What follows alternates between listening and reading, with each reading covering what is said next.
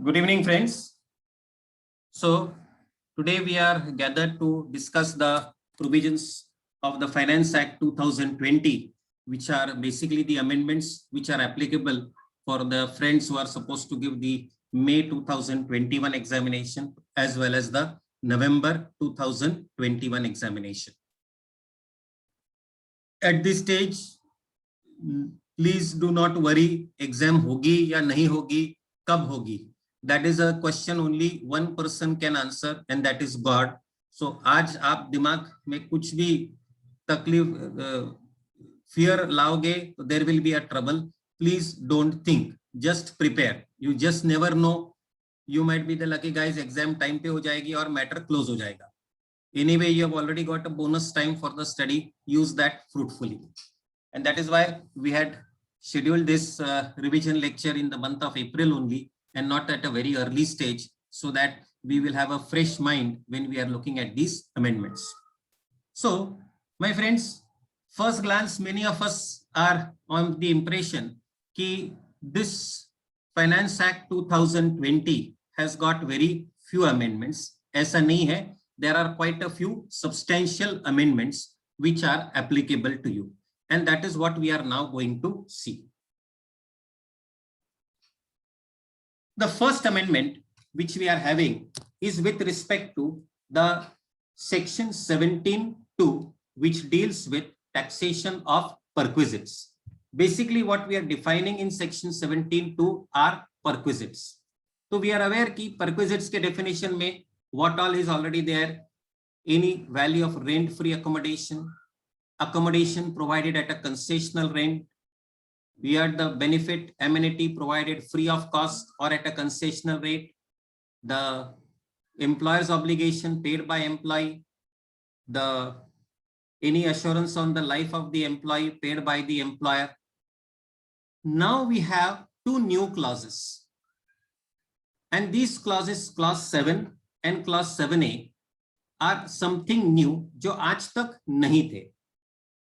Remember, you had employer's contribution to the approved superannuation fund if it crossed a certain amount. ये आपने पढ़ा था पिछली exam में for your assessment year 2021.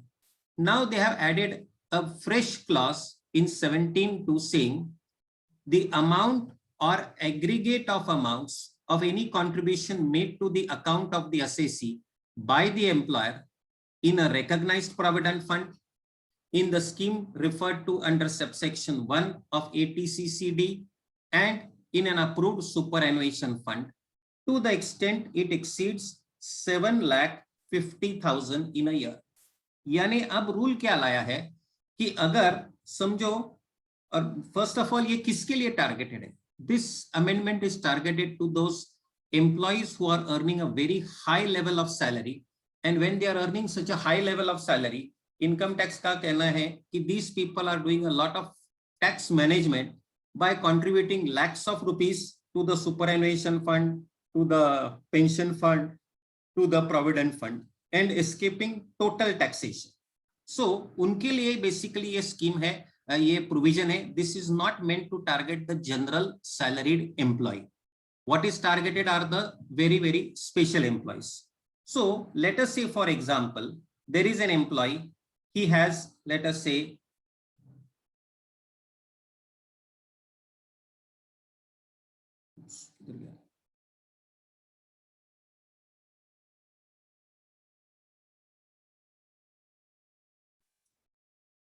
there is an employee, and let us say उसका salary है 50 lakh rupees. 50 lakh is his total salary, including the perquisites, benefits, अलग-अलग bifurcation है. And in this bifurcation, let us say it was mentioned employer's contribution to RPF, say 5 lakh. Let us say it is also mentioned that the employer's contribution to NPS is, say, 5 lakh. Employer's contribution to the superannuation fund is, say, 5 lakh. Now, ordinarily, RPF होता तो I will normally check is it in excess of 12% of salary, excess of 12% of salary रहेगा तो taxable है. But what happens if the employer contributes to statutory provident fund, तो फिर 5 लाख का 5 लाख पूरा tax free है, there is nothing, no tax to be paid. So employer बोलेगा आपका टैक्स बचाना है, let's contribute to the statutory provident fund, let's not contribute to the recognised provident fund, directly पूरा टैक्स हो जाएगा. तो स्टैट्यूटरी प्रोविडेंट फंड को 5 लाख दिया tax free. Employer's contribution to NPS, ये भी आपको मेजर डिडक्शन मिलेगा, subject to of course 10% of salary. Employer's contribution to the superannuation fund, ऐसा ये सब जुगाड़ करके may be out of this 15 lakh originally you were able to get 13 lakh 12 lakh something exempt. अब इमेजिन करो 50 लाख का पगार है, you are already at the highest rate of 30%, 12 lakh 30%, 3,60,000 direct tax saving is there. Employee कहता है I don't mind this money getting blocked up in this funds, because अगर salary मिलती है I will anyway invest directly if there is an investment, and plus there is a tax saving of huge amount 30% plus. So this is a great benefit to me, and because this is a great benefit to me, what he says, let me enjoy this benefit, let me claim these deductions. So ye high salary levels, I am not talking of a person earning 10-15 lakh रुपए पगार, उसकी बात ही नहीं चल रही. We are talking of employee salaries 30 lakh plus. उसके नीचे वाले सैलरीड एम्प्लॉय साल में 7.5 लाख रुपए से ज्यादा कंट्रीब्यूशन कर नहीं पाएंगे. It is just not practically feasible. So we are talking of practically employees 30 lakh plus वाली जिनकी सैलरी है, उनके बारे में बात चल रही है. So in their cases what was happening, आप लाखों रुपए 10 लाख 15 लाख 20 लाख, अभी समझो आपका 2 करोड़ पगार है, someone is like Mr. Mittal, you are giving him a salary of 40 crore rupees per annum. Definitely these people can put a few crore rupees in these funds, because A, they are getting guaranteed returns much higher than market rate, plus the money is tax free, plus they are saving not just tax, they are saving tax at 42.7%, because income already is getting taxed at the highest slab of 42.7%, including the surcharge of 37%. तो इन लोगों ने ये जो planning की थी कि let us split the salary in such a way कि employer contribution to the provident fund, employer contribution to NPS, employer contribution to superannuation, ये सब major portion tax free. I'm not saying 100%, major portion tax free होता था. How to avoid that? How to ensure that we can have the tax benefits? तो इन्होंने tax benefit लिए. Now what the government is doing, they said, wait, we understood your method, so we now have brought in this amendment. And what this amendment says, in a financial year, if the employer's contribution to A plus B plus C, all three put together by the employer, please note हम employee की बात नहीं कर रहे, we are talking exclusively of employer's contribution. If employer's contribution to all the three together is in excess of 7.5 lakh, excess portion will be taxable. So now what we are saying, in this example, till last year, say 15 lakh was invested, 12 lakh was maybe exempt. I'm just taking an imaginary number, 12 lakh, without going into detailed calculation. This year now what will happen, 15 lakh contribution diya, 7.5 lakh tax free, 7.5 lakh taxable. 7.5 lakh रुपए तक पूरा exemption, 7.5 lakh रुपए के बाद पूरा taxable. As simple as that. Second amendment consequential to this is by bringing in a clause 17 to 7A. 17 to 7A, another clause was introduced. And what this said, the annual accretion by way of interest, dividend, or any other amount of similar nature to the balance at the credit of the fund or scheme referred to in subclass 7, to the extent it relates to contribution referred to in the said subclass, which is included in the total income. By God, ये पढ़ने के बाद किसी को भी समझ में नहीं आता exactly क्या बात कर. सिंपल हिसाब ये है कि let us say the employer's contribution. Whose contribution? Employer's contribution is let us say 16 lakh. Okay. Exempt is how much? 7,50,000. Taxable is how much? 8,50,000. 8.5 lakh taxable. So now government says, okay, there will be annual accretion. Accretion का मतलब addition. By addition I mean income. Every year there will be income which will go on getting added to this particular category. ये 15 लाख जो employer ने contribute किया है, PF हो, NPS हो या सुपरएनुएशन हो, every year there will be some income which will be earned, and that income you don't get, that income goes on increasing in the fund itself, and your basic corpus of the fund becomes bigger and bigger and bigger. Correct? That is the concept. तो जब ये आपका fund बड़ा बड़ा हो जाता है, are you paying tax today? No. But now they say wait, ये 16 लाख का फंड है, you have earned income on this 16 lakh. Every year on this 16 lakh you will earn income. ठीक है? Split that income into two portions. Income proportionate to 7.5 lakh. Income proportionate to 8.5 lakh. Income proportionate to 7.5 lakh is not taxable. Income proportionate to 8.5 lakh is taxable as a perquisite. यानी simple logic क्या लगाया government ने? जितना employer's contribution taxable है, interest relating to such contribution is the interest oblique income. It is not necessarily interest or additional income on this extra contribution is taxable. That is the simple straightforward logic which we have to understand.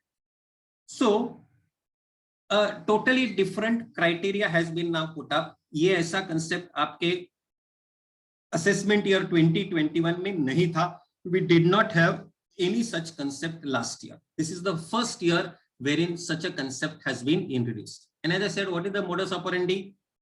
16 lakh contribution, 7.5 lakh exempt, 8.5 taxable. So interest proportionate to 8.5 lakh, income proportionate to 8.5 lakh will be taxable. Which income I am talking of? ये जो employers contribution पे interest आएगा, NPS पे income आएगा, superannuation fund में income आएगा.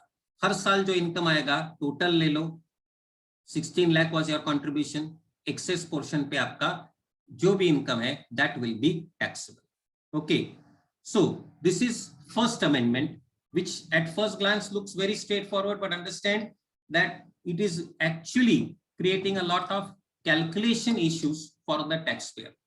तो इसमें proportionate calculation करो, pro rata calculation करो, हर साल get information from PF, get information from superannuation, get information from NPS, इस साल का मेरा additional income कितना है, find it out, do the proportionate working. It's going to be a big headache for both the taxpayer, that is the salaried employee, plus his employer, because employer को TDS करना है. You know, salary का TDS कौन करेगा? employer को. And employer has to do these calculations while computing the TDS, right? So that was the first amendment, section 17(2). No amendments in house property. Salary में भी बाकी कोई amendments नहीं. 50,000 standard deduction remains 50,000, उसमें कोई change नहीं है. So standard deduction is 50,000. And now that brings us to section 35.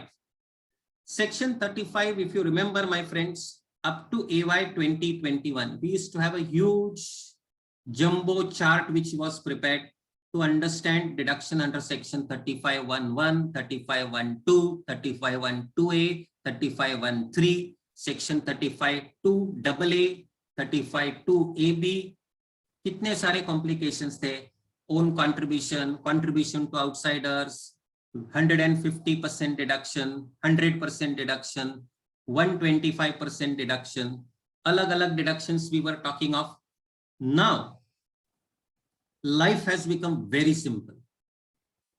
From AY 21-22, any contribution to scientific research, 100% deduction only. If you are doing own research, in-house research अगर आप कर रहे हो, capital expenditure 100% except land, revenue expenditure 100%. The concept of weighted deduction is gone. Section 35, which was a complicated section, has now become a very, very simple, straightforward section. जो जिस section को याद रखने के लिए आपको एक बड़ा टेबल लगता था, not required, one line is sufficient. What we are saying, in-house research should be related to assessee's business. Capital 100, revenue 100. Capital no deduction on land. बस इतना ही point. Pre-construction खर्चा होगा, pre-commencement वो मिलेगा in the year of commencement as long as it is in the last 3 years. Any contribution to Association for Scientific Research, contribution to National Laboratory, contribution for statistical research, research in social science, everywhere deduction is now flat 100%. You can understand now, this will make your life as a student very simple. Scientific research flat 100%. Matlab, today in the P&L, if it is mentioned, to scientific research, capital expense, revenue expense, both are allowed 100%. आपको कुछ करना नहीं, nothing to add, nothing to less. Already the correct accounting entry has been passed. So keep this point in mind, nothing very complicated. Fine, fair enough, right? Let's go to the next amendment, section 35 AD. Section 35 AD has an amendment which is mainly clarificatory. Okay, at any point, if you have a doubt, please put it in the chat box. If required, I will unmute you, or else you can type your query in the chat box. Koi problem nahi, I will immediately respond to your query. Fine. Okay. So section 35 AD is the deduction for what? 100% deduction for capital expenditure incurred in a specified business other than land, goodwill and financial instruments. ये तीन चीजें छोड़ के 100% deduction आपको मिलेगा. तो ये section 35 AD जो है, the expenditure on specified business, a doubt was created कि assessee ने कहा, see I have started a business which is covered by 35 AD. लेकिन मुझे 35 AD नहीं चाहिए. I do not want this special deduction. I want to claim simple depreciation. I do not want 35 AD. मुझे इसकी इच्छा नहीं है. Whatever be the reason, he doesn't want. So then the existing wording of 35 AD suggested that if you are carrying out 35 AD business, then this 35 AD is mandatory. So income tax net AY 21-22 के लिए they have clarified that the deduction is optional. Deduction is not mandatory. मतलब if I start a hospital of 100 beds or more, I start a hotel of 2 star or more, warehousing business शुरू करता हूँ for agricultural produce, I have an option: A, claim 35 AD 100% deduction for capital, or B, I claim nothing. I claim no deduction under 35 AD. I go for the normal depreciation itself. So ये 35 AD में I will say clarification आया है. It is not adding anything to the deduction. It is not changing your calculations. Everything remains absolutely the same. Then amendment in 3 sections. Section 43 CA, 50C, 56 to 10.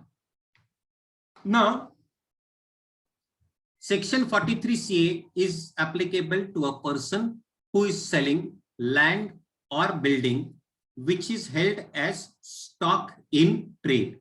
So if you are selling land or building which is held as stock in trade, then 43 CA कहता है, if your agreement value was less than stamp duty value, take the stamp duty value as full value of consideration. 50C कहता है, if you are holding land building as capital asset and you transfer it, sale value will be treated as, if your agreement value is less than stamp duty value will be full value of consideration.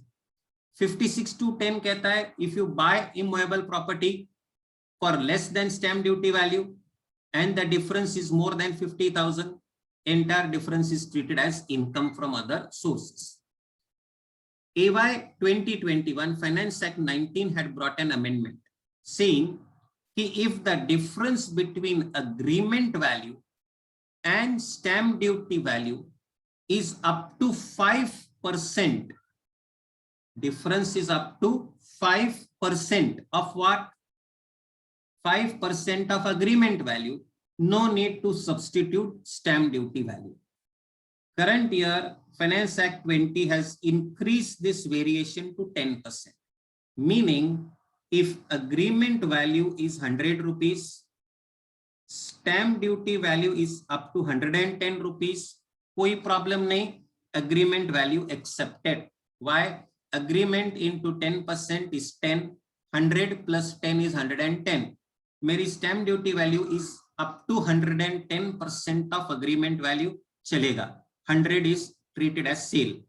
लेकिन अगर stamp duty value 111 हो गई, it is the difference is more than 10% of agreement value, we will take stamp duty value as consideration for 43CA or 50C or 56 to 10. तीनों जगह में already variation was 5%.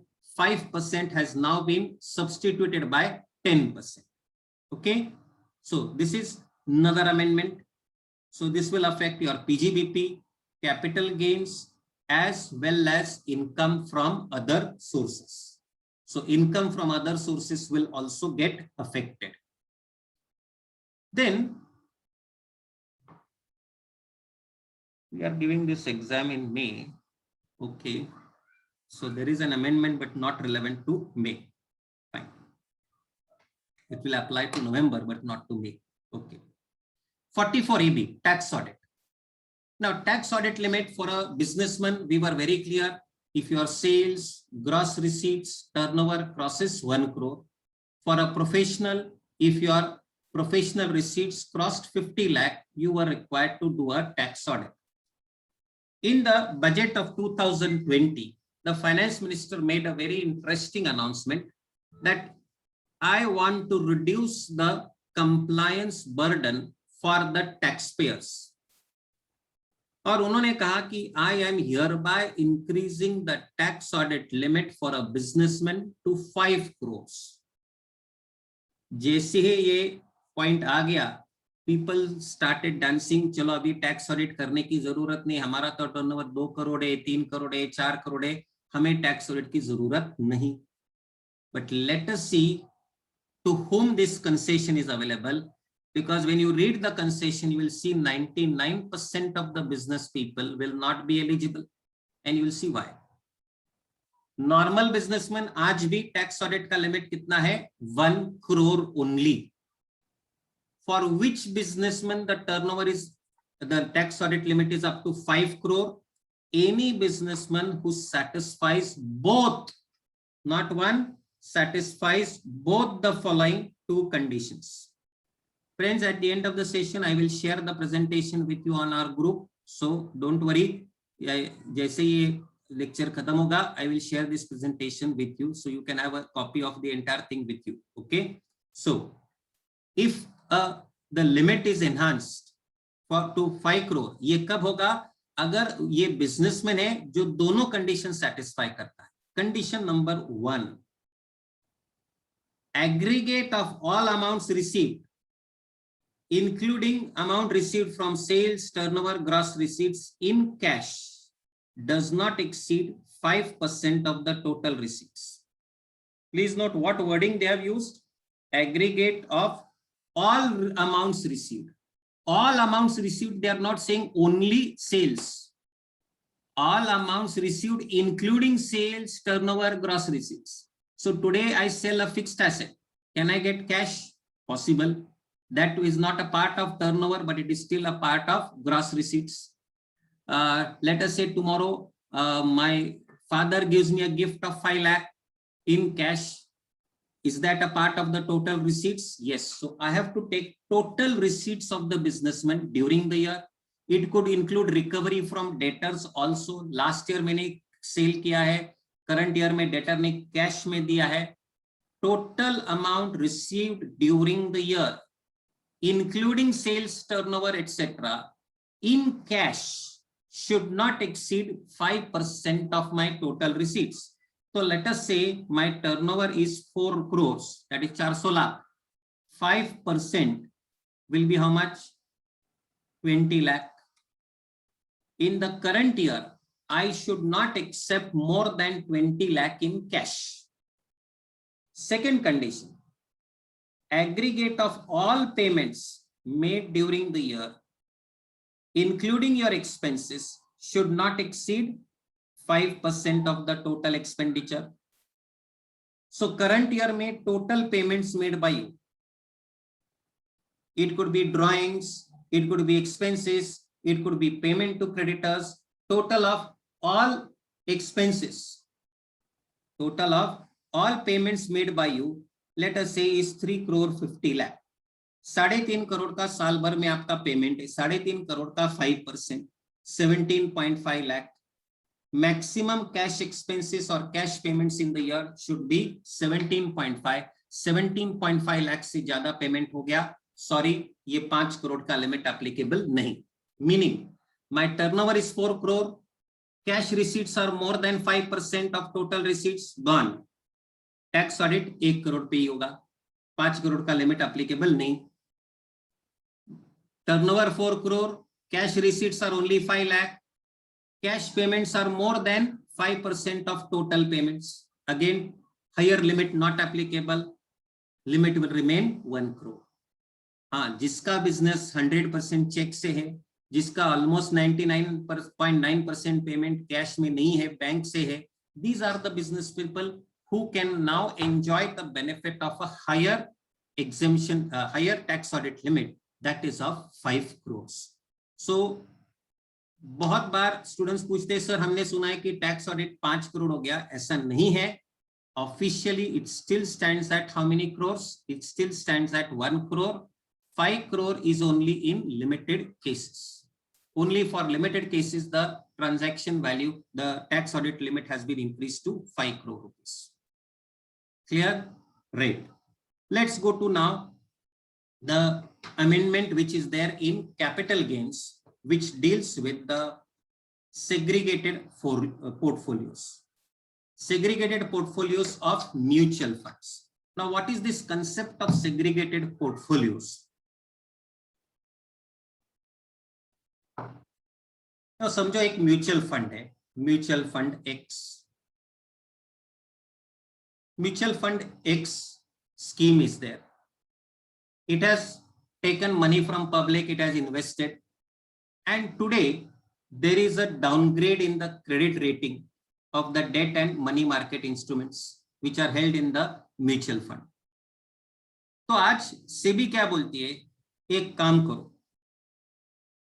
you segregate the portfolio. X scheme में पैसा आपने है ना, आपके पास 500 करोड़ है, चलो 350 crore is relating to category A securities, 150 crore is relating to the downgraded securities. तो ये 150 करोड़ के आपकी इन्वेस्टमेंट है, इसको सेग्रीगेट करो. सेग्रीगेट करो मतलब इसका अलग पोर्टफोलियो करो. Means I am the investor in X scheme, but this X scheme has got split into part A and part B. Part A और part B ये दो पार्ट हो गए एक ही स्कीम के. One which is still, I will say, a good part, part B which is now having liquidity issues, which is having investment quality issues. Okay, this is done with the intention of better management of the funds. So SEBI कहती है a mutual fund can tomorrow sell this bad portfolio directly to a asset management or asset reconstruction company. उनको आप बेच सकते हो. You can do something else with it. Okay. So whatever be the reasons for SEBI, we are concerned with ourselves as a taxpayer. Now, I am an investor in the scheme. आज मेरे पास units है scheme X के. Now my units of scheme X have got divided into two parts, part A and part B of scheme X. Scheme X part A की units अलग है, scheme X part B के units अलग है. So now when this happens, question will be, how do I apportion the cost? For example, I invested 1 lakh rupees in the scheme. I know the total investment was 500 crore. 500 crore portfolio was divided 350 crore and 150 crore. So मेरा भी यही position होगा. 350 is to 150 ratio में cost will be split. Scheme A के units की cost मेरी बनेगी 350 by 500. Scheme B के units की cost क्या बनेगी मेरी 150 by 500. So basically very simple English में pro rata working करना पड़ेगा. There will be no capital gain at this stage to any person. मेरे ही units है, मैं ही मालिक हूँ. Due to regulations of SEBI, my units have got split into part A and part B.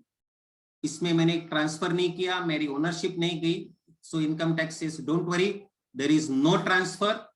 But how will you calculate the cost? कल जाके जब आप units बेचोगे, A units अलग बिकेंगे, B यूनिट्स अलग बिकेंगे. How will you calculate the cost?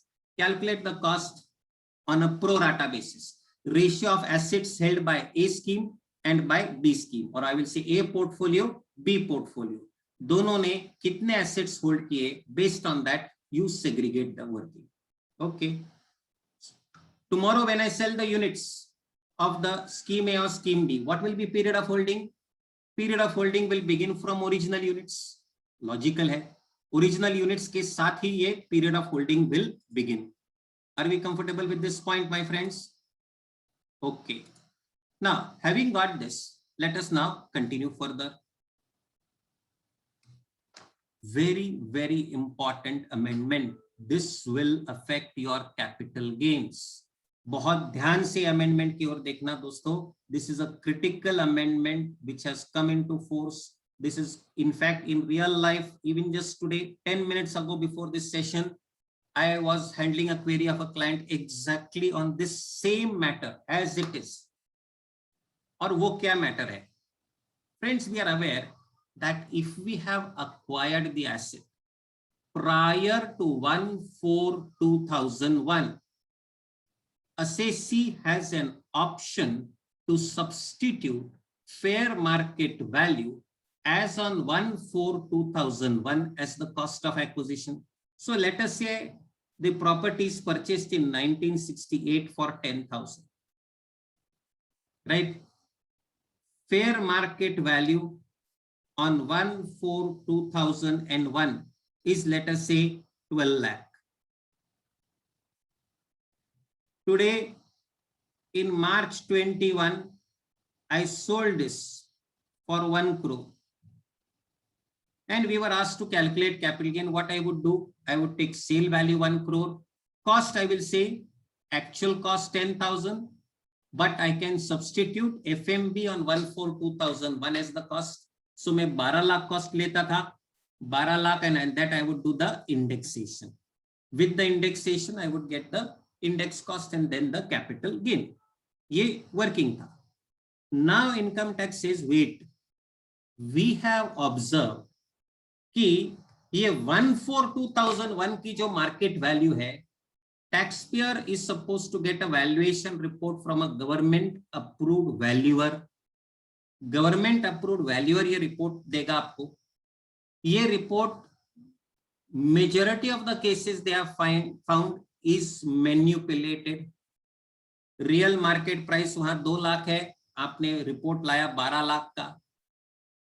वहां 2 lakh value है, किसी ने 25 लाख का रिपोर्ट लाया, and they are claiming a higher basic cost, means very little capital gain.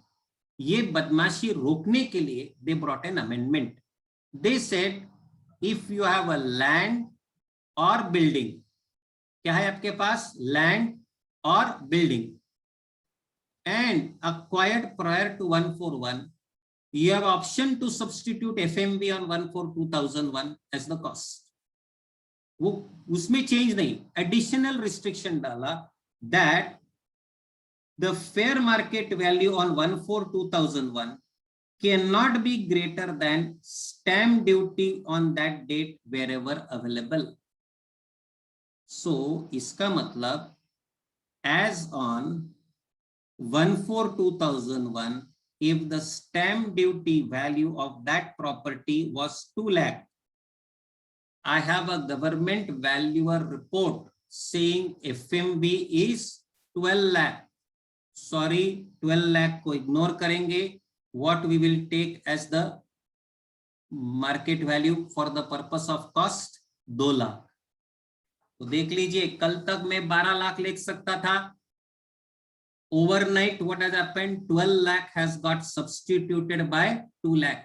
So if I have acquired, please note, only land and building, not applicable to other assets, jewelry वगैरह, shares नहीं, सिर्फ land building. Land building is acquired prior to 141. We have option to take stamp duty value as on 141 as the cost, but such stamp we have to option to take market value on 141 as the cost, but market value on 141 should not exceed stamp duty value. And let us be clear, 99% cases में stamp duty value will be lower than the fair market value. Fair market value on 141 से definitely stamp duty value कम रहेगी 99.9% cases में. So this is going to increase the capital gain computation for the businessman. So please note this point. आपको capital gain का अगर question current paper में आता है, 101% this issue will be touched upon 1/4/2001 and stamp duty value. Very, very critical, very, very crucial amendment applicable to you, my friends. Okay. That brings us to amendment in section 56, read with section 1034. 1034 was exemption for dividend. Dividend is a very interesting creature. We know dividend, we are earning from home, we are earning dividend from the company. Till 31st March 20, we had the concept of DDT. DDT chala gaya 1 April 2020 se, and they say let us tax dividend in the original style. 1961 to 1997 Income Tax Act में dividend was always taxed in the hands of shareholders. 97 to 2002 DDT आ गया, shareholder के लिए tax free, company tax भरती थी. 2002 to 2003 एक साल के लिए फिर से original taxable for shareholder. फिर पिछले 17 साल DDT था. Now they say back to original. 1961 में जिस तरीके से डिविडेंड को टैक्स करते थे उसी तरीके से आज डिविडेंड टैक्स होगा. मतलब today when I am a company, I declare 50 crore dividend, I will not pay dividend distribution tax. Who will pay the DDT? Nobody. Then what will happen? DDT नहीं है तो ये dividend directly taxable for shareholder, and shareholder will have to pay tax at the applicable slab rates. शायद इनका target, all the big guys who are earning income of 10 crores and 100 crores and 200 crores like Mr. Ambani, उनका कहना है कि भाई ये तो dividend में सिर्फ 10% टैक्स भर रहे, let us recover higher amount. Whatever be the intention, today they have made dividend taxable in the hands of shareholder. आज से ये डिविडेंड exempt नहीं होगा. So till last paper, you were ignoring dividend income, income by way of dividend on shares or income on units of mutual fund. Now income on units of mutual fund taxable in the hands of unit holders, dividend in the hands of shareholders. Mutual fund will not do DDT, company will not do DDT. So ये जो दो exemptions होते थे 1034, 1035, both these exemptions are scrapped now from AY 21-22. These exemptions do not exist. So very simply put, any dividend, all dividend, and we know dividend has been defined under section 222 A, B, C, B, E. A, B, C, D, E, all of that. Correct. All dividend is taxable in hands of shareholder. Company कभी भी DDT भरेगी नहीं. But since now dividend is taxable for shareholders under section 194, ये हम TDS में फिर से देखेंगे, under section 194 when dividend is paid to the resident shareholders 10% TDS होगा. Dividend is paid to non-residents. TDS will be done under 195 at the rates in force, which currently is 20%. So dividend no longer exempt for the shareholder. Dividend will be taxable in the hands of shareholder, not in the hands of company. So your favorite section 115 बबड़ा गया, इसकी जरूरत ही नहीं, because पूरा dividend आज taxable है in the hands of shareholders. So 115 BBDA is gone. It no longer has to exist because पहले रुपए से डिविडेंड आज शेयर होल्डर के हाथ में टैक्सेबल होगा. There is no exemption for the shareholder. Who will pay tax on dividend? Shareholder. Company will pay nothing. So company can give a higher dividend. Shareholder will pay the necessary tax. Now you might be fortunate, आपका 5 लाख के अंदर है. Obviously you will enjoy rebate and you may have no tax on your dividend. Someone is in the 42.7% bracket. He will pay tax at the highest possible rate on dividend. Depends on person to person basis. Okay. Now, as a shareholder, say I earn 5 lakh dividend. मेरा dividend income कितना है? 5 lakh. Since dividend is a taxable income, logical question, अगर ये taxable income है, shouldn't I get an exemption from income tax? Shouldn't I get the expenses which I have incurred for earning dividend? Answer is yes. See, till last year, dividend exempt था. So I was not claiming any expenditure because as per section 14A, if I incur expenses for earning exempt income, such expenses are ignored. तो same logic, now अगर मेरा dividend taxable है, dividend कमाने के लिए जो खर्चा किया है वो देना चाहिए, agreed. लेकिन कहानी में twist, income tax under section 57 says, income tax says under section 57, you will get a deduction for expenses against dividend income, but only one item. और वो one item क्या है? Interest. And that interest also cannot exceed 20% of the dividend income. मतलब 5 lakh dividend मैंने कमाया. Say I have borrowed money to invest in shares. Say मेरा interest 6 lakh है. Income tax कहेगी forget your 6 lakh. Maximum deduction for interest is 20% of 5 lakh. यानी 1 लाख का deduction मिलेगा. 5 lakh minus 1 lakh. 4 lakh will become taxable. You understood this problem? कि 4 लाख ही taxable होगा, and logically, actually I should have had a loss of 1 lakh. That loss of 1 lakh unfortunately is not there. You are going to have an income of 4 lakh. 5 minus 6 मिलेगा नहीं, 5 minus 1 मिलेगा 4 lakh. Dividend कमाने के लिए केवल एक ही खर्चा allowed है, और ये एक खर्चा कौन सा है? Interest on borrowed funds. If you have borrowed money to invest in the shares, interest paid or payable will be allowed as a deduction against dividend income up to 20% of the dividend income. Okay. Since dividend is a taxable income, can I set off my current year losses against dividend income? Yes. लेकिन expenses सिर्फ एक ही खर्चा, interest expense.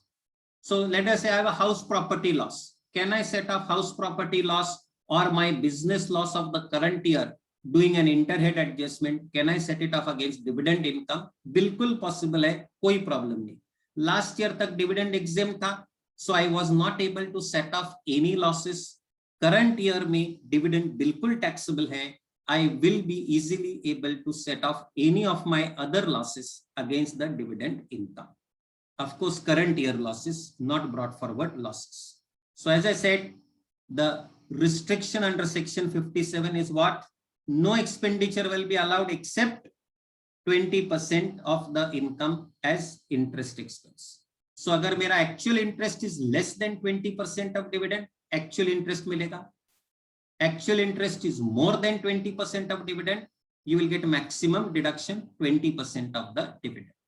So in any case 80% of dividend हमेशा taxable रहेगा. You cannot escape that. Okay. Then let me also discuss one section just for academic reference, please. ATM. This is, please note, academic reference, not directly connected with exam. लेकिन ये सिर्फ आपको 1-2 minute के लिए बताता हूं because this will give you the better understanding of the dividend. See, now that dividend has become taxable, you will have a problem of cascading taxing of dividend. How? X Limited pays dividend of 50 rupees to Y Limited. Y Limited is a shareholder of X, तो X ने 50 रुपए का dividend दिया, Y को 50 रुपए पे tax भरना है. Y Limited has a further holding company, let us say Z Limited. उन्होंने 70 रुपीस डिविडेंड दे दिया. 70 will be taxed in the hands of Z. Z ने अपने फाइनल शेयर होल्डर्स को डिविडेंड दे दिया 100 रुपए. ये 100 रुपए पे फिर से टैक्स लगेगा. Can you see the 50 rupees is getting taxed twice? That 70 rupees is also getting taxed multiple times. The 50 in fact 3 bar tax होगा, 70 2 बार टैक्स होगा. Isn't that a cascading effect of tax on tax? So एक पुराना section था ATM which was always in force when DDT was not there. DDT गया, ये section chapter 6A में वापस आ गया. What this section simply says, Y Limited, you have earned how much dividend? 50. How much dividend you are paying? 70. We will give you a deduction under ATM. जितना dividend आपने पे किया है out of dividend earn, 70 पे किया है out of earn, तो 50 rupees का डिडक्शन मिलेगा. And how much will be taxable? Only 20. तो like this each company will get a deduction for the dividend paid and dividend earned. मतलब amount distributed by you as a dividend to shareholders will be allowed as a deduction subject to maximum of dividend received. So मुझे 50 मिला, 70 दिया, तो जितना मिला उतना deduction, इसलिए मैंने 20 रुपए पे टैक्स भरा.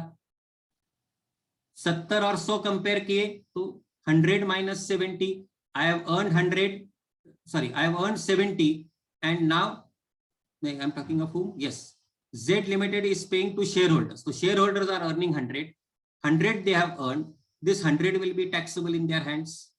But what about the Z Limited? Z Limited क्या पूरा टैक्स भरेगी? नहीं, वो सिर्फ 20 रुपए पे टैक्स भरेगी, क्योंकि 70 कमाया और 50 रुपए, 70 रुपए दिए और 50 रुपए आ गए, तो 20 रुपए पे टैक्स लगेगा. So ATM, not a part of your syllabus. I'll again repeat, why was it brought in? Just understand this logic.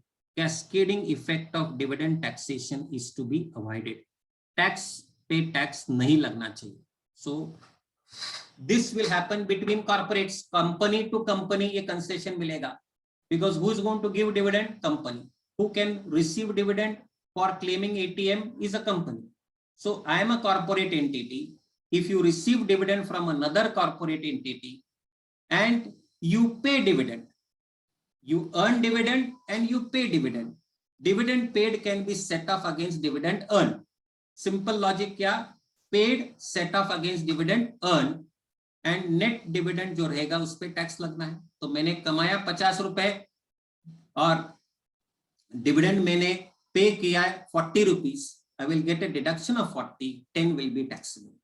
I earned 50, I paid 60, 50 का डिडक्शन मिलेगा, 10 का कोई डिडक्शन नहीं मिलेगा. So whatever I am earning and whatever I am paying, net off करना चाहिए.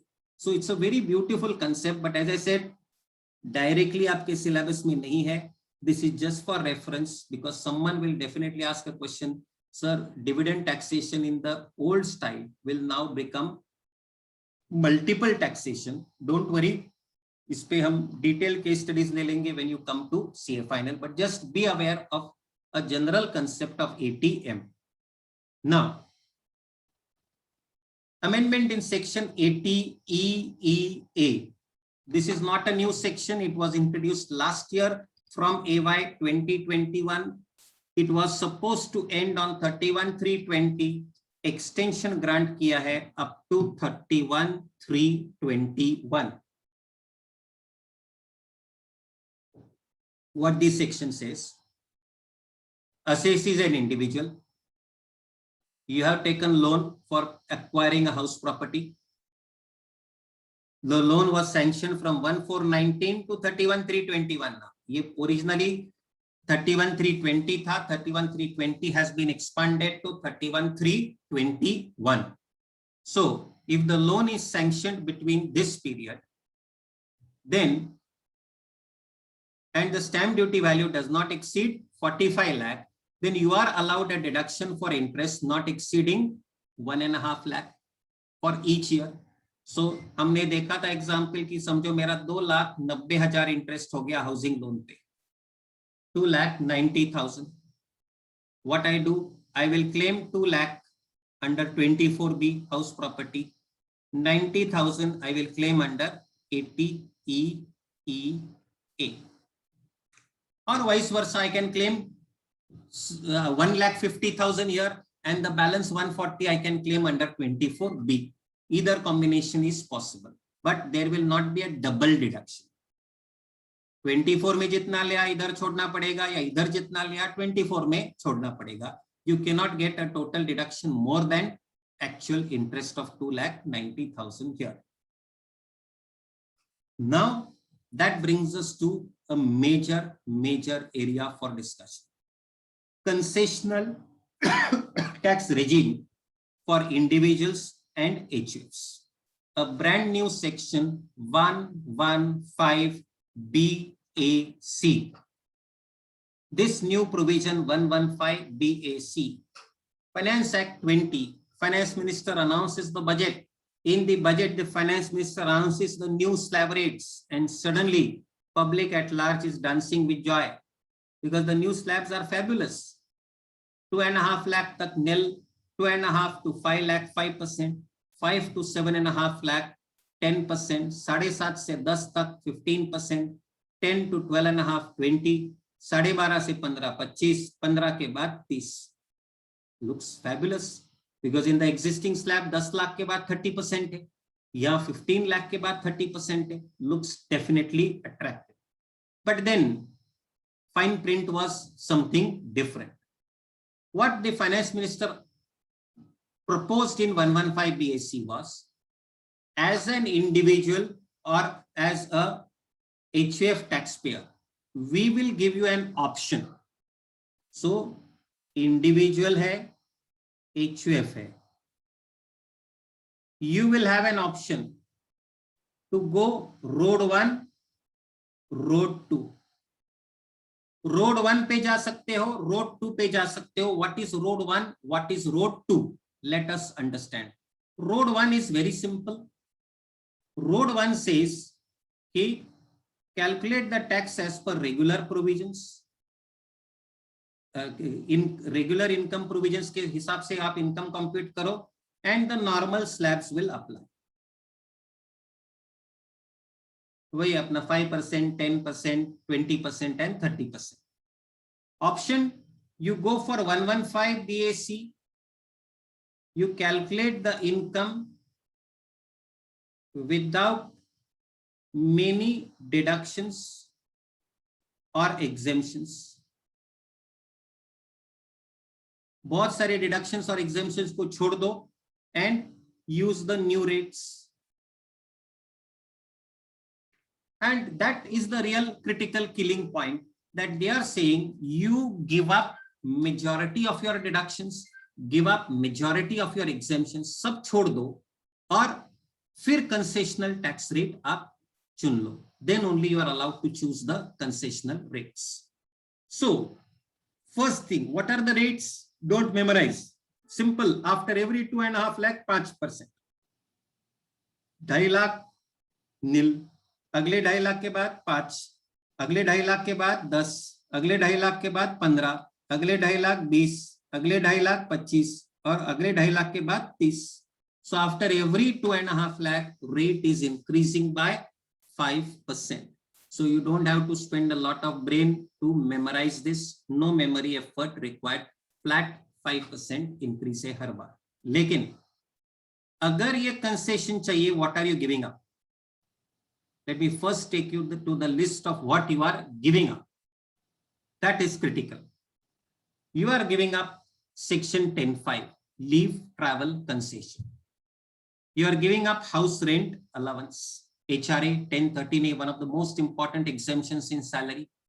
1014, you are giving up everything under 1014 except tour and travel allowance, transfer allowance, conveyance allowance, or daily allowance for your work at a place outside your place of duty. So look at this 1014 major amount you will be giving up. Then the perquisite with respect to free meals will be taxable. Now what do you mean by free meals? Remember 50 rupees per meal अगर employer ने दिया ये exempt है, 50 rupees से ज्यादा दिया तो taxable है. So in the case of meals, I have two options. The employer can actually give me the meal or he may give me a voucher.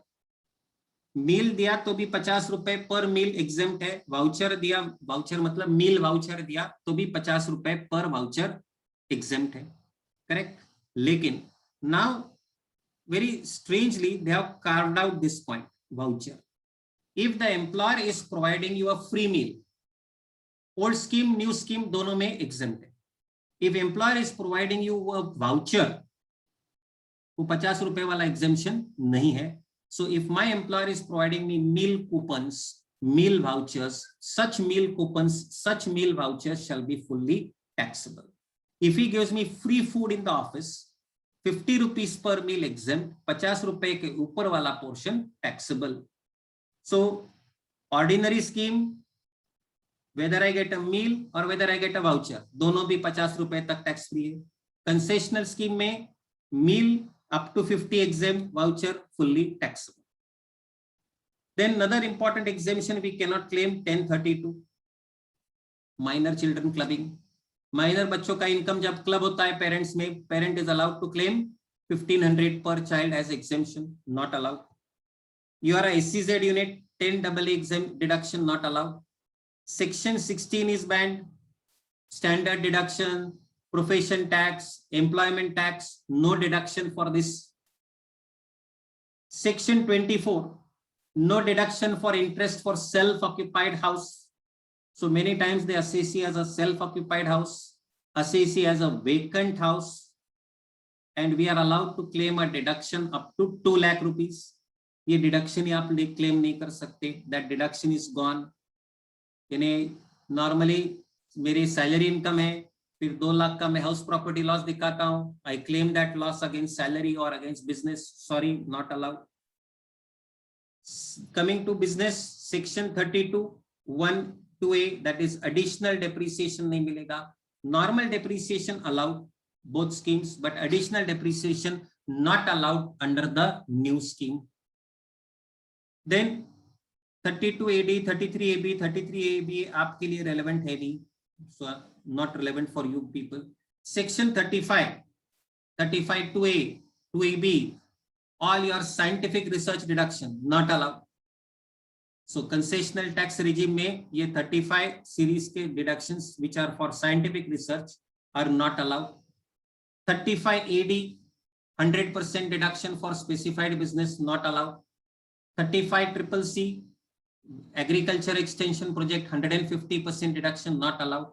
Chapter 6A पूरा बैंड एक्सेप्ट 80CCD, वो भी 80CCD2. 80CCD2 is what? Employer's contribution. Own contribution का deduction नहीं मिलेगा. सो chapter 6A में 2 ही deduction आपको मिलेगी, 80CCD2 and 80JJAA. JJAA was for what? For the hiring of new employees during the year, उसके लिए. तो 80C not there, 80D not there. तो health insurance, life insurance, PPF, NSC, mutual fund, housing loan repaid कुछ भी नहीं मिलेगा. So crazy situation. So you can see now things have become so dangerous. अब assessee ने देखना है कि भाई अगर मैं ये सब डिडक्शंस गिव अप करता हूं, सब एग्जेम्पशंस गिव अप करता हूं, I can now go for new scheme.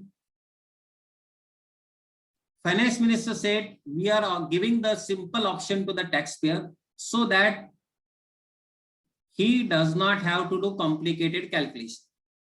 हुआ उल्टा. I am a normal individual. अब मैं क्या सोचता हूं? I will have to do 2 computations, normal, concessional. दोनों में टैक्स निकालना. Then I have to decide which option is more beneficial to me, and then I go ahead. Are you with me on this?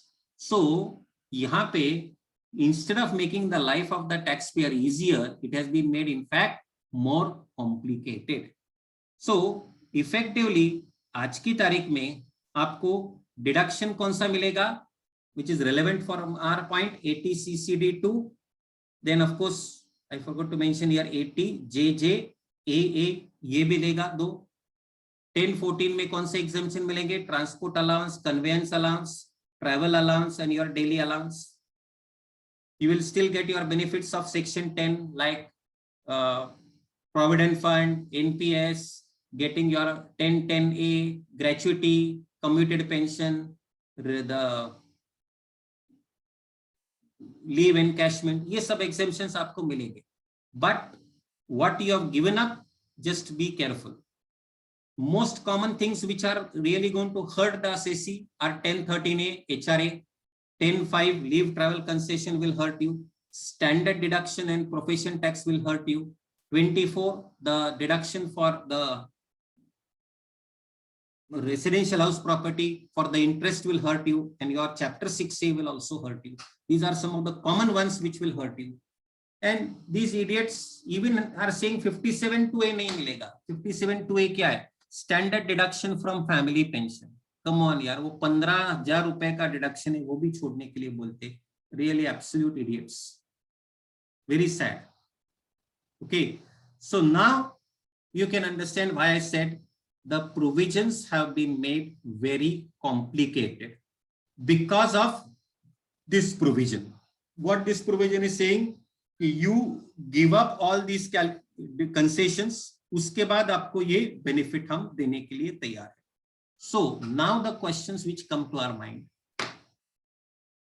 As an individual, I have an option: go into the scheme, not to go into the scheme. Is this a once in a lifetime option, or can I select this year after year? Once I go in, can I come out? These are the questions which come to the mind. Is there anything else which I have to take care of? Let us see now the other points. Okay, now 2 special points I have to highlight here. So exemptions, deductions, ये already हम बात कर चुके हैं. Then important point here is what? If there is any brought forward loss अगर रहेगा, you will not get the set off of the brought forward losses of earlier years. If the loss is on account of any of the deductions mentioned above. So if the loss is on account of 35AD, loss is on account of your capital expenditure on scientific research, loss is on account of additional depreciation, brought forward loss will not be allowed to be set off. तो कौन से loss को ignore करना है? पुराने all losses which are relating to above deductions, right? For the brought forward loss due to unabsorbed depreciation, as on 31st March, you are allowed to make an adjustment in the opening WDV if you enter the scheme in this financial year. Let me explain what this means. Let us say AY 2021, you have claimed additional depreciation of 20 lakh. सब set of हो गया, and then there was a carry forward of 12 lakh.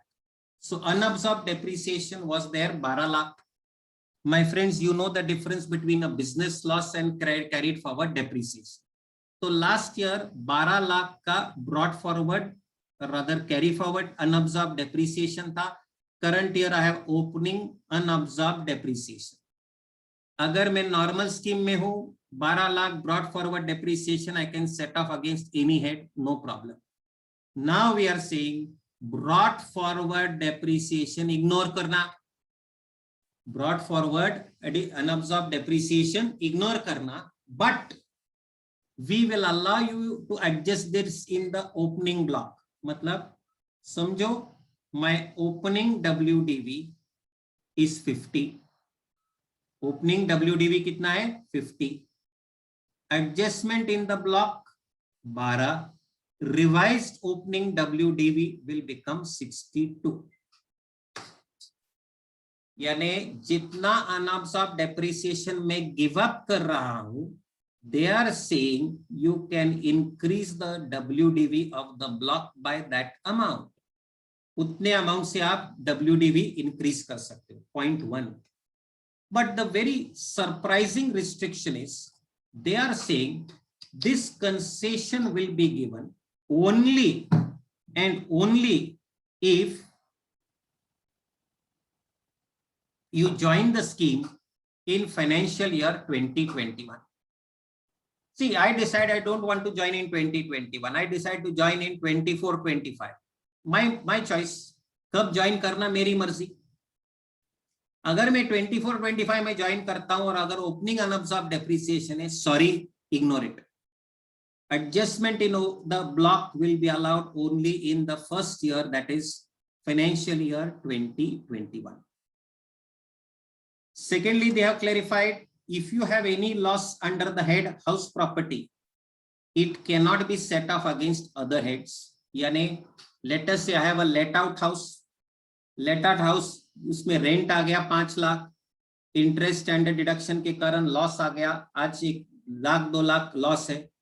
Normally house property loss can be set off against other heads, but in the concessional scheme the house property loss cannot be set off against any other head of income. Okay, very very important. I cannot claim additional, but I can claim the normal depreciation. Additional not permitted, normal depreciation will be permitted. Okay, so very important point relating to depreciation and brought forward losses. Now, if you are having a business or profession, rules are different. If you are having no business profession, rules are different. मतलब क्या? Let's look at point 2. I am having no PGBP income, no income under the head PGBP. I can go into the scheme for this year, next year opt out, third year again join, fourth year out. Yani every year I have full freedom, normal concessional. Every single year I will have the option. Got this? So as far as the taxpayer is concerned, please understand that non-business person can decide on a year-to-year basis whether to join, not to join. Okay, you are not permanently locked. Businessmen, sorry, if you join the scheme, once you join the scheme, it is revocable only once in the year other than the year in which it was exercised.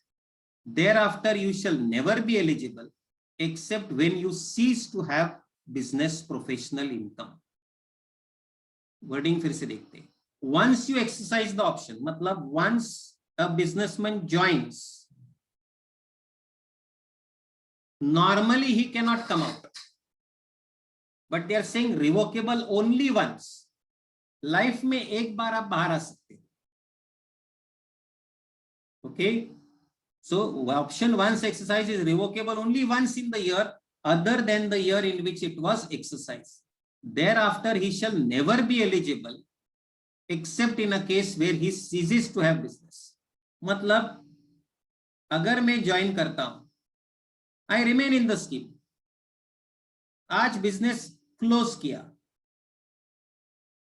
Now can I quit the scheme and rejoin? Quit or rejoin? Yes.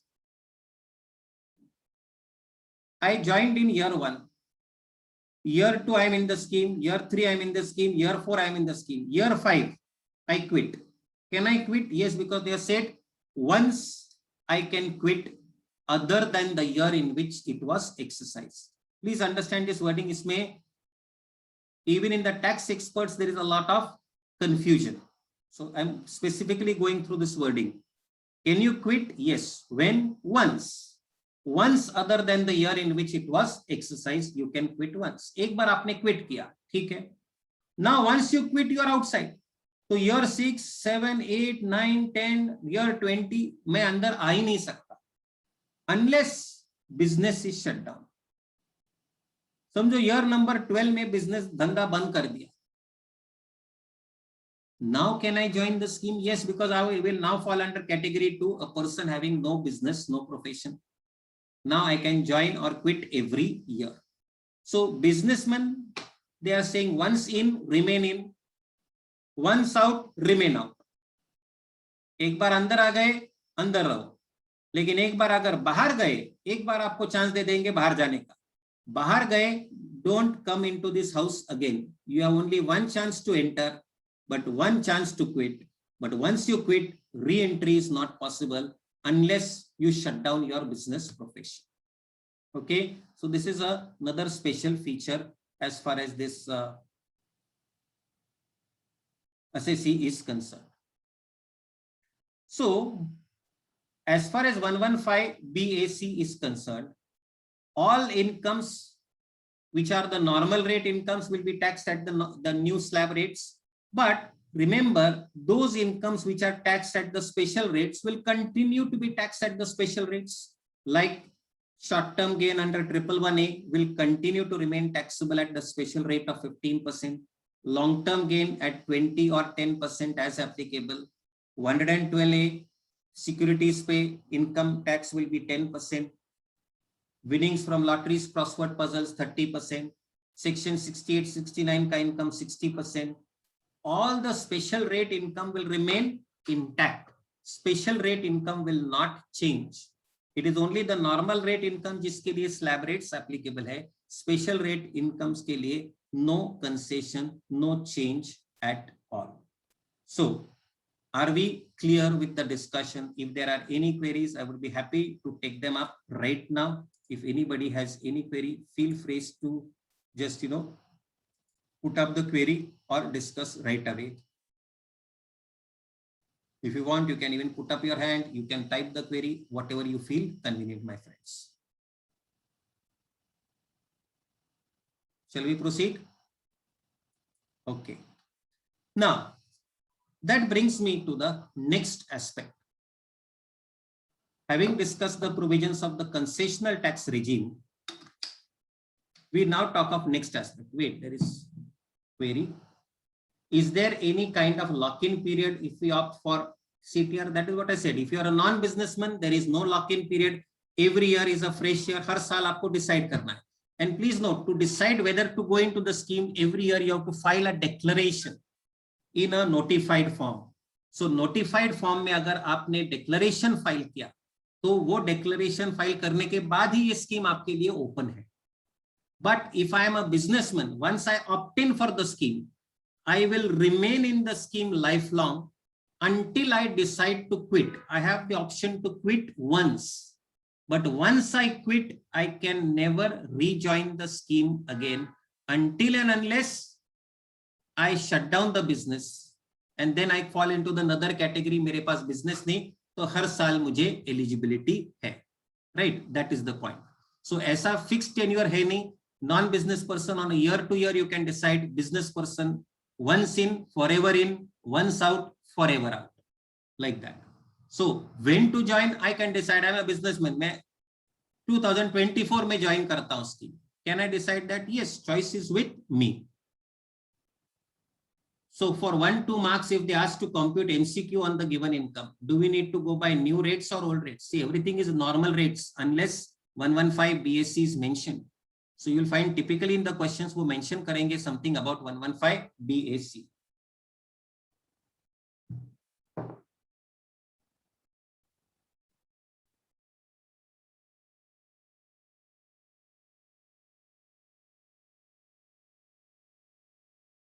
Shubham, you can unmute yourself and ask the query.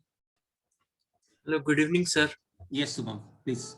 Sir, आपने बोला था कि जो TDS रहेगा वो directly share holder के हाथ में टैक्सेबल रहेगा. आप ठीक है. डिविडेंड की बात कर रहे हैं. हाँ. यस सर, डिविडेंड के. सर तो Okay. आपने उसमें ये भी बताया था कि टीडीएस का रेट उस पर 10% है. बराबर है. सर जो डिडक्ट करके जो कंपनी टीडीएस करके देगी 10%, देन उसके बाद भी वो अपने इसमें तो इंक्लूड हो ही जाएगा ना. हाँ, मतलब हमारे इनकम TDS में हो गया. तो थोड़ी TDS is for what? Identifying my income. Today as a chartered accountant, मेरा क्लाइंट मेरा 10% टैक्स करता है.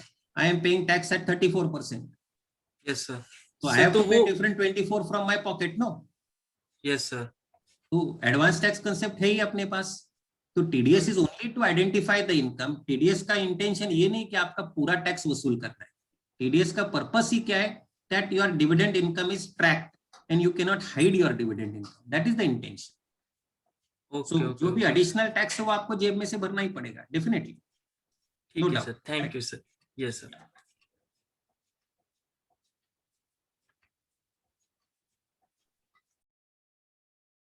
Fine. Anybody else has a query? Let's go ahead then.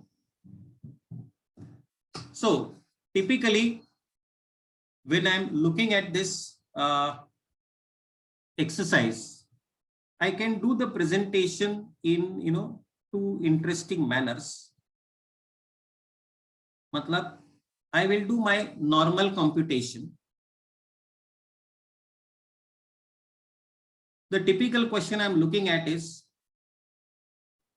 calculate the income of Mr. X.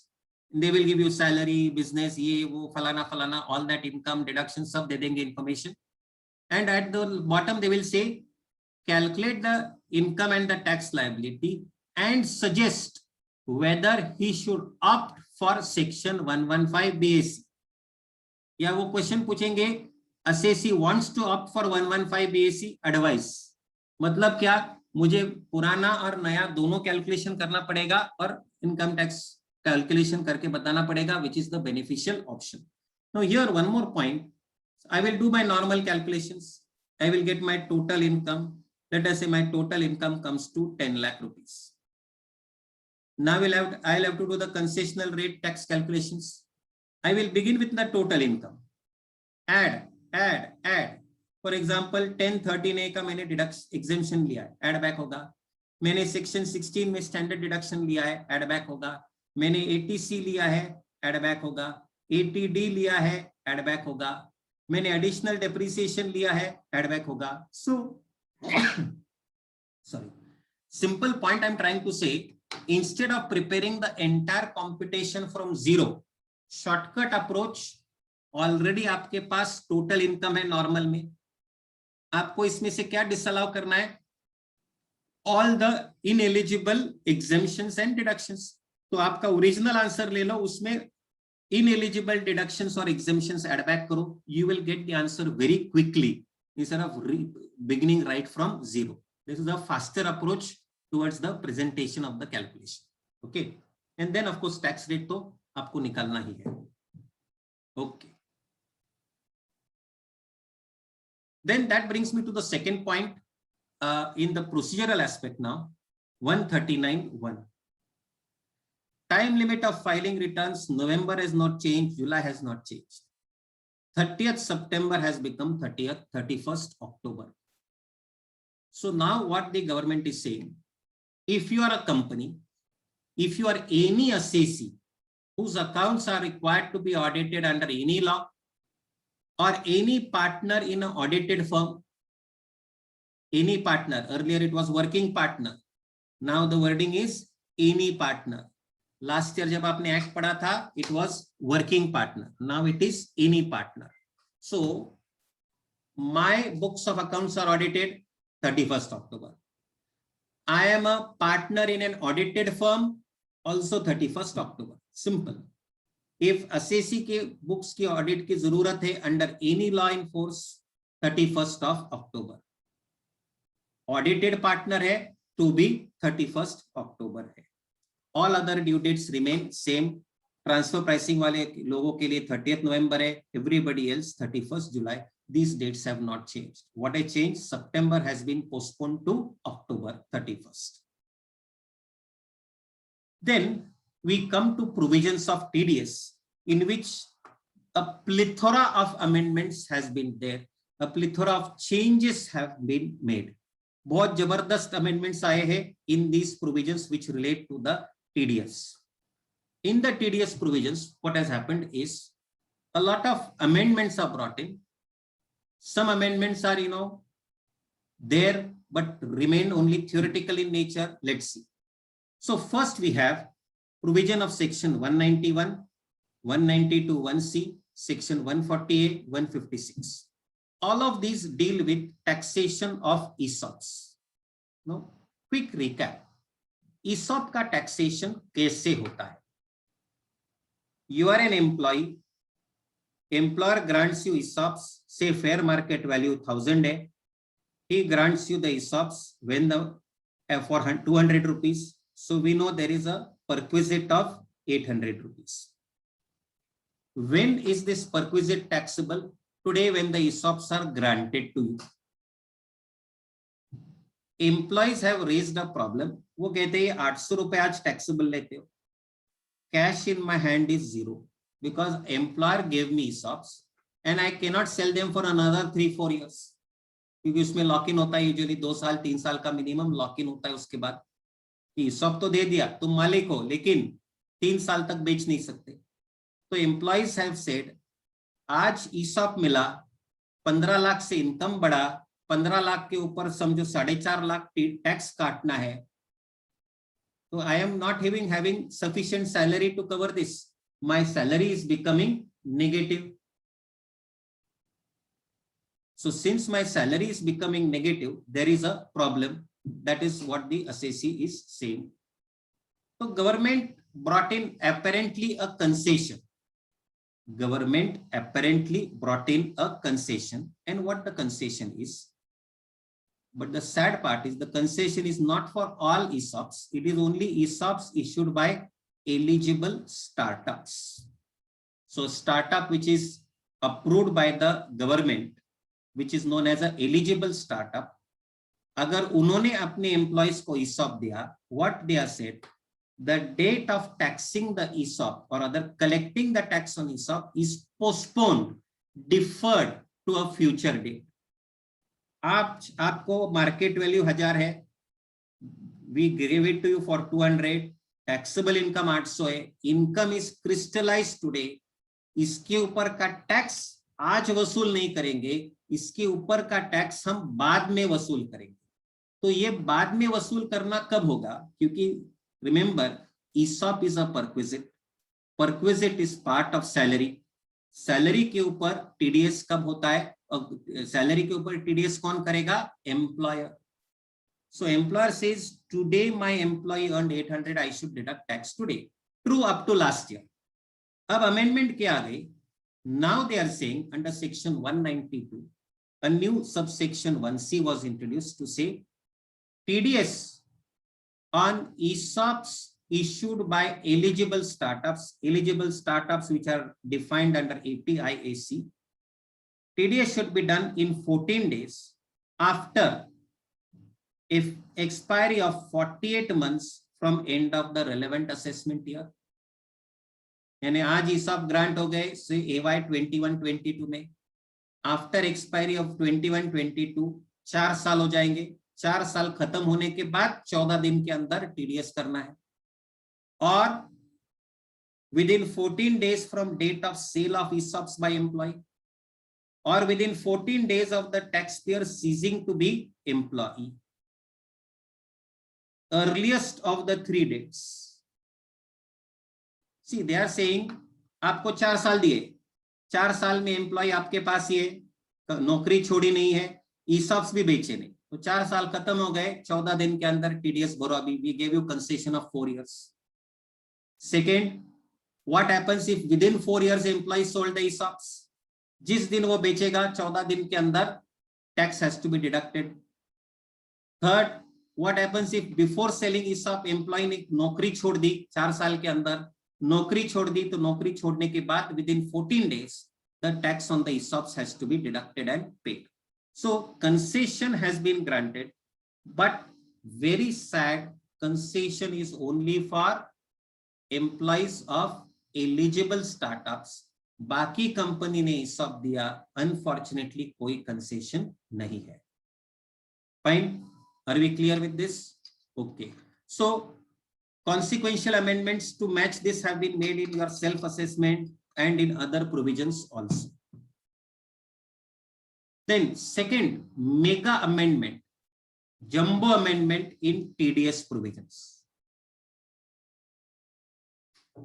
Your 115 BAC amendment एक jumbo amendment है, capital gain में land building वाली एक jumbo amendment है.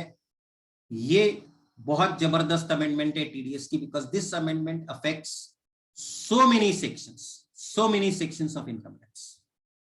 Now, till last year or even today, what we are saying, if you are an individual, if you are an HUF, and you are making a payment of interest, payment to contractor, commission brokerage, rent, fees for professional technical services, ये कौन सा भी payment अगर आप करते हो, payer need not deduct tax at source if you are individual HUF, except if your turnover crossed tax audit limits. तो last year में आपका टर्नओवर टैक्स ऑडिट के लिमिट से ऊपर था या नहीं था? अगर था तो 194A, C, H, I, J all are applicable. If last year your turnover was below these limits, none of these sections applicable. But now there is a problem. Tax audit has a turnover of 1 crore also, 5 crore also. Professional के लिए 50 लाख तो है ही. So they have delinked the connection with 44AB and they have put a monetary limit. In case of individual HUF, all these 5 sections will apply if business turnover crossed 1 crore, professional crossed 50 lakh in the preceding previous year. पिछले साल तक हम क्या पढ़ रहे थे? पिछले साल अगर आपका ऑडिट हुआ है तो ये डिडक्शंस टीडीएस करना है. पिछले साल ऑडिट नहीं हुआ तो ये टीडीएस नहीं करना है. If there was an audit, do the TDS. No audit, no TDS. Now we say, wait, last year audit हुआ कि नहीं देखना नहीं. Was my turnover more than 1 crore? If yes, do the TDS. Was my turnover more than 50 lakh? Profession, yes, do the TDS. Khatam. Connection with 44AB has been removed. They have directly put a connection with the fixed amount, 1 crore business turnover, 50 lakh professional receipts. Then 194, new section relating to dividend. ये section पहले भी था, but it was a defunct section. TDS on dividend. So any Indian company which is paying dividend to the shareholders will have to deduct tax at the rate of 10% as long as amount crosses 5,000. 5,000 रुपए के अंदर अगर dividend देना है, there is no need to deduct tax at source. TDS need not be done at all in case the amount does not exceed 5,000 rupees. Secondly, parallel to 194D, we have 194K new section. Whenever a mutual fund is distributing income to the unit holders, unit holders को हम dividend नहीं बोलते, we call it income on units. TDS करना पड़ेगा at the rate of 10%, except where amount does not exceed 5,000. So 5,000 के ऊपर अगर है तो TDS करना है. So I today earn dividend on mutual funds more than 5,000, mutual fund TDS करेगी. I earn dividend on shares more than 5,000, TDS होगा.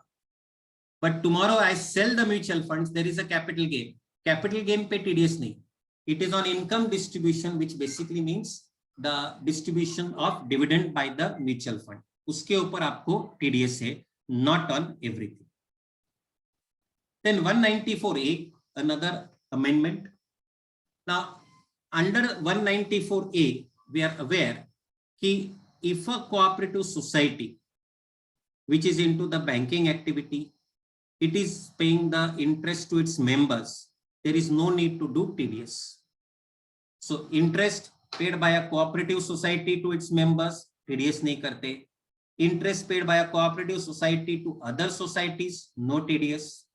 Interest paid in respect of deposits with a primary agricultural credit society or a cooperative land mortgage bank, no TDS. I am reading existing provisions. Or interest credited or paid on deposits with a cooperative societies which are engaged in banking business, no TDS. ठीक है, ये existing provision. Now they say, wait, if the cooperative society is a large cooperative society, मतलब turnover, sales, gross receipts of the society cross 50 crore in the preceding previous year. पिछले साल में the turnover crossed 50 crore, then and the interest is more than 50,000. फिर ऊपर जो ये सब exemptions दिए हैं, इसके ऊपर TDS करना पड़ेगा. You will not escape the TDS. So if there is a cooperative society जिसका टर्नओवर 50 करोड़ से ऊपर है पिछले साल में, then if it is paying interest, it will also have to do TDS at the rate of 10% on an amount crossing 50,000 for senior citizen and for others 40,000. 40,000 के ऊपर regular payment किया तो TDS, सीनियर सिटीजन को 50,000 के ऊपर किया तो TDS. In other words, the very large cooperative societies, when they were paying interest to members, TDS नहीं करना था, अब उनको भी TDS करना पड़ेगा. 194C, a highly technical amendment has come in. Practical relevance हमारे लिए बहुत कम है. It is useful only in real life, not in the exam life really, but still we'll discuss. Today we are saying that X is doing work on material taken from Y. Y ने material दे दिया, X ने work कर दिया वो material. तो basically X becomes a job worker. आपका raw material मैंने लिया और उसके ऊपर काम करके वापस दिया, मैंने तो जॉब वर्क किया. 194C applicable. Income tax said wait, अब ये लोग बदमाशी क्या कर रहे हैं, X है, Y है और Z है. Z is related party of Y. Z gives the material to X. X does the work for Y. अब ध्यान में आ गया. Now they are saying कि X has done work on material not supplied by the Y but supplied by some third party. ये ऐसा triangular situation क्यों लाया गया? To avoid TDS. TDS avoid करने के लिए ये प्रोविजन लाया गया. So provision in the sense, sorry, the mechanism was brought in. So now income tax is wait. Work will now also include manufacturing or supplying a product as per customer requirement by using material purchased from associate of the customer. पिछले साल तक ये क्या था? If I do the work on material purchased from customer, TDS. And now I take the material from customer or from an associate of the customer. दोनों cases में it will fit in the definition of work and TDS will apply. 194J, small but important change. You know, 194J covers professional fees. TDS is 10%. It covers royalty, 10%. It covers fees paid to the directors other than salary, 10%. And it has FTS, fees for technical services. Now is 2%. Till last year, this was 10%. Now they are saying fees for technical services, which are not professional services, will fit into the mischief of 2%. So concession has been granted. 194N, TDS on cash withdrawal.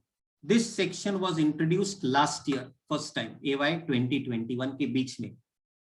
Entire section was scrapped and now being substituted by a brand new 194N. यानी पुराना 194N, नया 194N have no connection at all. They are both totally different. Okay, so जो आपने पढ़ा था may look similar but it is not the same. There are some major changes in 194N. So let us quickly see what those changes are. Firstly, if an assessee withdraws cash from one or more accounts maintained with payer, who is the payer? A banking company or cooperative bank. Who is the deductee? Person who withdraws cash exceeding 1 crore from one or more accounts. लेकिन अब उन्होंने क्या कहा, साल भर में आप 1 करोड़ से ज्यादा विड्रॉ करते हो, TDS will be at the rate of 2% on the withdrawal exceeding 1 crore. मतलब I withdraw 1 crore 10 lakh, on first 1 crore no TDS, on 10 lakh TDS होगा. पहले 1 करोड़ को छोड़ना पड़ेगा, सिर्फ ऊपर के 10 लाख पे TDS है. लेकिन interesting proviso says if the recipient, मैंने जिसने पैसे विड्रॉ किए, जिसका TDS होने वाला है, has not filed ITR for all the last 3 years. पिछले 3 साल के ITR अगर आपने भरे नहीं है, TDS will be at a higher rate, 2% if withdrawal crosses 20 lakh, 5% if withdrawal crosses 1 crore. So understand now the impact. आपने पिछले 3 साल में 2 साल ITR भरा, 1 साल फाइल नहीं किया, तो क्या होगा? 20 लाख के बाद ही TDS होगा 2% से, और 1 करोड़ से ज्यादा विड्रॉ किया तो 5% TDS होगा. लेकिन मेरे पिछले 3 साल के रिटर्न फाइल हुए हैं, TDS will come only after 1 crore and that too only at a flat rate of 2% on the amount exceeding 1 crore rupees. So ये बहुत ही इंटरेस्टिंग कंसेशन है और इंटरेस्टिंग रिस्ट्रिक्शन भी है, right? So now there is a clarity that first 1 crore will be absolutely kept aside. TDS will be only on the amount in excess of 1 crore. ITR not filed, 20 lakh से excess amount पे TDS होगा, और वो भी 2%, 1 करोड़ के बाद 5%. So this, and of course there are certain exceptions etc which are given, like if the payment is made to government, payment is made to banking company, banking correspondent, ATM operator और other notified persons, TDS करने की जरूरत नहीं है. If you are a commission agent, other notified persons, notified person में अगर आप commission agent हो who is operating under the APMC and you inform the bank will not deduct the tax at source. If you tell the bank कि ये देखो मेरा APMC का license है as a commission agent or trader in the APMC, whatever I am withdrawing, I am using it to give the money to the farmers, there will be no liability to do TDS. Bank should not deduct the tax at source. TDS करने की जरूरत नहीं है. Similarly, you have cash replenishment agencies and franchises of ATM operators. So समझो आपकी company के ATM है, आपने मुझे फ्रेंचाइजी दी कि ये 5 ATM मशीन आप चलाओ हमारी तरफ से, तो मेरा काम क्या है? रोज जाके ये ATM मशीन में पैसे लोड करना. Every day I give you a report, इतने पैसे विड्रॉ हो गए. Every day you credit to my bank account that much money. Every day I withdraw, put it physically into the ATM machine. तो मेरा annual withdrawal करोड़ों में हो जाता है. ऑब्वियसली ये मेरा पैसा नहीं, I am just handling the cash for the ATM operator, right? So they have given concession that if you are a cash replenishment agency, you are a franchisee agent of the ATM operator, आपकी case में भी 194N will not apply. Okay, that brings us to brand new section 194O. 194O, which talks of payment of certain sums by e-commerce operator to e-commerce participant. So what is the nature of the transaction? First understand. Goods are sold, services are given of an e-commerce participant which are facilitated by e-commerce operator through its digital or electronic facility or platform. Simple. You have Amazon. Amazon will have thousands of vendors, people who are, literally people sitting in the house, creating some items and selling them through Amazon. There might be big factories who are supplying to Amazon. Fine. Amazon is the e-commerce operator. These individuals or these small business people, they are the e-commerce participants. Their products are sold through this e-commerce platform of Amazon, Flipkart, etc. Or their services are given through this e-commerce operator. Ab many cases may income tax found that these so-called small business people are actually earning a decent income but are not filing ITR. अब उन्होंने Amazon पे restriction डाला कि देखिए, you are the company who is collecting the money from the public. Customer से पैसा Amazon ले रही है, and you are now passing on the money to the owner of the goods. So समझो, I am selling my goods through Amazon. I am giving my services through Amazon. Amazon will collect money from customer, pass it on to me after taking their commission. Now they are saying when you pay the money to me, यानी जो आपके suppliers है of goods or services, उनको जब आप payment pass on करते हो after your commission, you should be deducting tax at source. क्योंकि अगर आपने TDS किया, income tax will know what are the sales of goods or services by these vendors. And these people will be forced to file IT returns. They cannot run away from income tax. That is the main intention. So यहाँ TDS करना है whenever the amount of sales or services is credited to the customer account, customer I mean vendor account, or at the time of payment, whichever is earlier. क्या rate से TDS करना है? 1% on the gross amount. मतलब क्या? Say I am selling goods through Amazon. I sold the goods for 1,000 rupees. Customer ने Amazon के हाथ में 1,000 दिया. Amazon ने कहा हमारा 250 रुपीस कमीशन प्लस हैंडलिंग है, आपको 750 रुपए दे देंगे. But TDS will be on 1,000. TDS will not be on 750. TDS will be on 1,000 rupees, the amount including the commission which will be recovered by Amazon, right? So gross amount of sales or services pay 1%, और अगर vendor का PAN नहीं 5%. Let us be clear, Amazon, Flipkart, कोई भी e-commerce operator के पास आप जाते हो to sell goods, they will not onboard you on their platform without your PAN.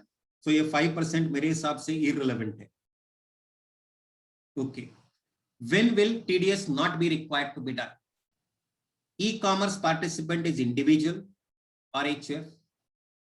Gross sales does not exceed 5 lakh rupees, and the individual HF has given PAN or Aadhaar number to the e-commerce operator. So simple logic है यहाँ पे कि individual HF को exemption है. I am an individual, साल भर में मैं Amazon पे सिर्फ 2 लाख का सेल करता हूँ. No need to do my TDS. Amazon doesn't have to bother about TDS in my case. Right? Clear on this? Then they are also clarifying that if any transaction which has suffered TDS under any other provisions of the Act, उसके ऊपर फिर से 194O में TDS करने की जरूरत नहीं है. Then there are definitions, these definitions, etc. you can read at leisure. That brings me to last, or rather I should say second last point, and that is with respect to the TCS. TCS, we have some new sections. Tax collection at source.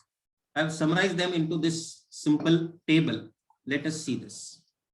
What is this TCS? We know TCS is tax collection at source. Now what about this? India has a LRS, liberalized remittance scheme under FEMA, जिसमें हर साल every Indian can send more $2.5 lakh outside the country for any purpose. General scheme hai. Now income tax is waived. if you are sending foreign currency outside India under the liberalized remittance scheme, you will be sending the money through the bank, obviously through some banking channel. If the amount being transferred outside India is 7 lakh or more, bank will collect TCS at the rate of 5%. If you have a PAN Aadhaar not available, 10%. So imagine karo, I want to send 10 lakh outside the country. Bank will say, Mr. Shah, don't pay us 10 lakh, pay us 10 lakh 50,000. 10 lakh आपसे ले लेंगे, sorry 10 lakh का पैसा आपका मैं India के बाहर भेजता हूं, 50,000 आपका जो टैक्स है, I will deposit it with government of India.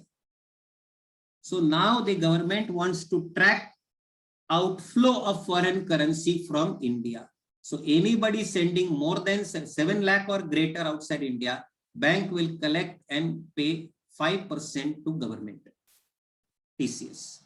But then there are many people जिनके बच्चे पढ़ाई के लिए जाते हैं और वहां खर्चा 50 लाख, 60 लाख, 1 करोड़ हो जाता है over a period of 2-3 years. So they are now giving concession that if you are doing the LRS, but by taking a bank loan under ATE, you remember interest on the education loan. If you have taken a bank loan for the purpose of education, and from this bank loan you are sending money outside India, TCS on 7 lakh or more will be at 0.5%. क्या rate से होगा? 0.5%. Pan आधार नहीं दिया तो 5%. Thirdly, you are an overseas tour package operator. मतलब I am a tour company, I am selling to my customers say a tour in Europe. कि मैं Europe की टूर ऑर्गेनाइज कर रहा हूं, आप मेरी टूर कंपनी के थ्रू बुकिंग करना. टूर वैल्यू से 3 लाख पर पर्सन. आपकी पूरी फैमिली जा रही है, आपने 12 लाख रुपए मुझे दे दिए. तो ये 12 लाख मुझे इंडिया के बाहर भेजना है, obviously. Sorry, I am booking the 12 lakh through the tour operator.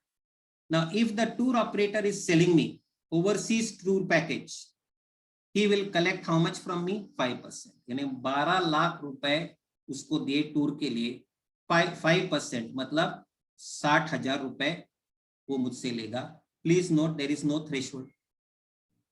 There is no threshold. मतलब 50,000 दिए तो भी वो TCS करेगा, 5 लाख दिए तो भी TCS करेगा. Whereas LRS की स्कीम में 7 लाख तक TCS नहीं होगा, 7 लाख से ज्यादा किया तो ही TCS करना है. And the last and the most killer TCS provision, and I call this the killer provision, is on sale of goods. Sale of goods, please note wording क्या है? Sale of goods. Any person whose turnover has crossed 10 crore. Turnover has crossed कितना? 10 crore. So seller whose turnover in the last year crosses 10 crore. And the buyer is buying more than 50 lakh rupees of goods in the current year, TCS will be there at the rate of 0.10%. मतलब, let us say I am selling you goods of say 100 rupees. On 100, 0.10. मतलब 100 rupees 10 पैसे में आपसे लो लूंगा. 100 rupees मेरे, 10 पैसे government of India के. Government of India को आपके 10 पैसे मैंने दे दिए. Now this is TDS and TCS. But an overall major point to be appreciated in all TDS, all TCS, and that is COVID relief. Because this is something which is applicable to the last year only. What is this COVID relief? 14th May 2020 to 31st March 21. ये period में अगर TDS किया है, TCS किया है, 25% reduction in rate. मतलब कौन से भी सेक्शन में जहां फॉर एग्जांपल 194J में 10% दिया है, you will have to do TDS at rate 7.5. जहां 2 दिया है 1.5 है.